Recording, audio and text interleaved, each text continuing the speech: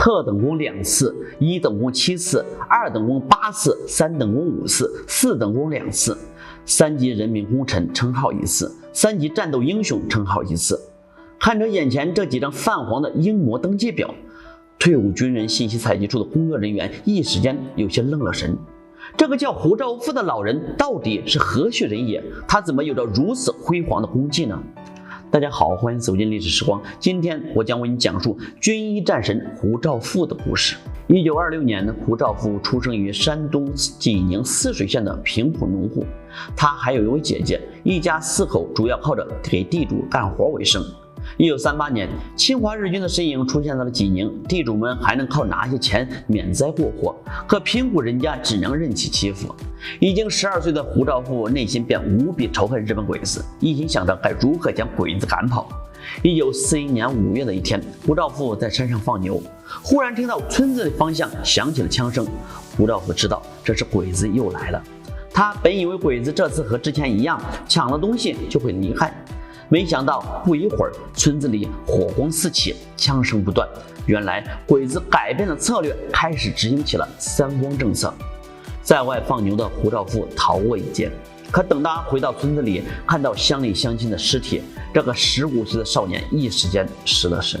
悲痛之中，一个念头在胡兆富心中诞生：我要打鬼子，我要保家卫国，我要给姐姐姐夫报仇，我要给乡亲同胞们报仇。于是他东奔西走，到处打听八路军的下落。在农救会的指示下，他找了4天4夜，终于找到了泰宁抗日游击队。由于他年龄太小，被部队的领导安排当了一名勤务兵。后来发现胡兆富头脑机灵，学习能力强，就安排他去学习卫生知识，成为了一名卫生员。抗战年代，根据地条件落后，医学书籍少得可怜。为了提升治病水平，胡兆富积极自学，拿着书本他抄录下来，虚心请教，医学功底日益增长。1945年8月，日寇开始投降。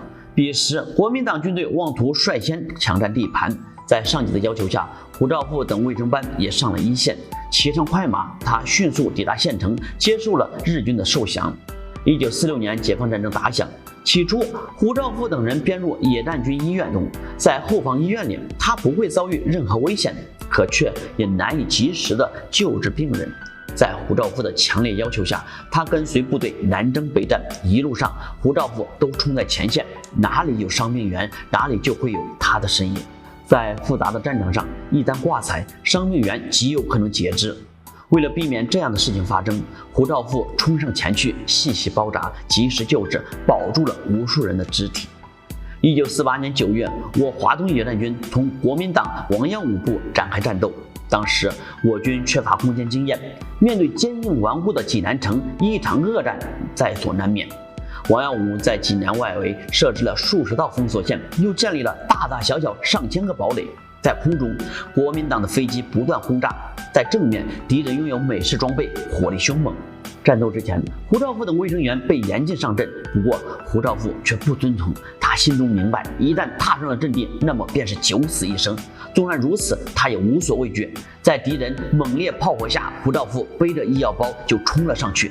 阵地上炮声隆隆，一颗颗砸落而下，顿时死伤无数。当时华野4纵的一个营长被炮弹击中，营长躺在地面上奄奄一息，下半身血流不止。看到营长负伤，胡兆富二话不说爬了过去，密集的子弹贴着脸庞擦过，胡兆富的衣服都被击穿了。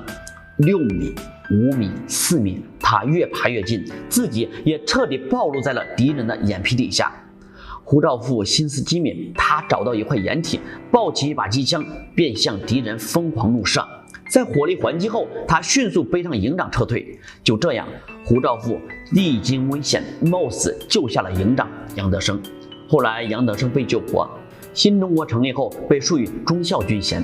对于救命恩人胡兆富，他感激万分，年年前来探望。1948年末，在开封战役中，胡兆富又救下了11名伤重员。在敌人轰炸中，胡兆富的脑部、胸部也负了重伤。一时之间，这个年轻的卫生兵的大名传遍了野战军，他得到了陈毅、粟裕2位首长嘉奖。新中国成立后，胡兆富被分配到了地方工作，和平年代，胡兆富进入医学院深造，在病理学、卫生学方面，他很有心得，非常突出。1954年，胡兆富转业到了京华兰溪职工医院，并担任领导职务。身为一名老兵，纵然脱下了军装，他依旧高标准要求自己，每天6点早早起床，然后打扫卫生，7点半提前接诊。在胡兆富的带领下，京华兰溪医院的发展有目共睹。上世纪60年代，他更是接触了一批大学生，在特殊时期，这批学子扎根乡村，治病救人，发挥了应有的社会价值。1963年，胡兆富从报纸上得知一个情况，在我国血吸虫防治工作依旧严峻，在农村地区，人们缺少防治常识，紧缺医护人员。于是胡兆富牵头组织了一个医疗队。同年，他来到了浙江省血吸虫最严重的衢州长山县。在落后的长山，胡兆富和同志们默默奉献，最后他带来了全家人，扎根于此。为了防治血吸虫，胡兆富在大街小巷发放传单。在他的推动下，当地的乡干部把血吸虫防治视为第一要务。渐渐的，农民们不再饮用河水，下地干活的时候，越来越多的人穿上胶靴。后来，胡兆富申请到了许多医疗物资。就水源防疫方面，胡兆富做出了巨大的努力。他挨家挨户上门动员，一天数十趟的来回奔波，一个水源一个水源的进行消毒，耗费了10几年的时间。衢州长山县终于消灭了血吸虫。1985年，胡兆富从长山县人民医院离休。这数十年间，他从未提及自己的过往，没人知道这位从医期间从不放弃任何一位病人的医生，曾经戎马数年，力战无数，立下了2次特等功、7次1等功，共计26次立功受奖。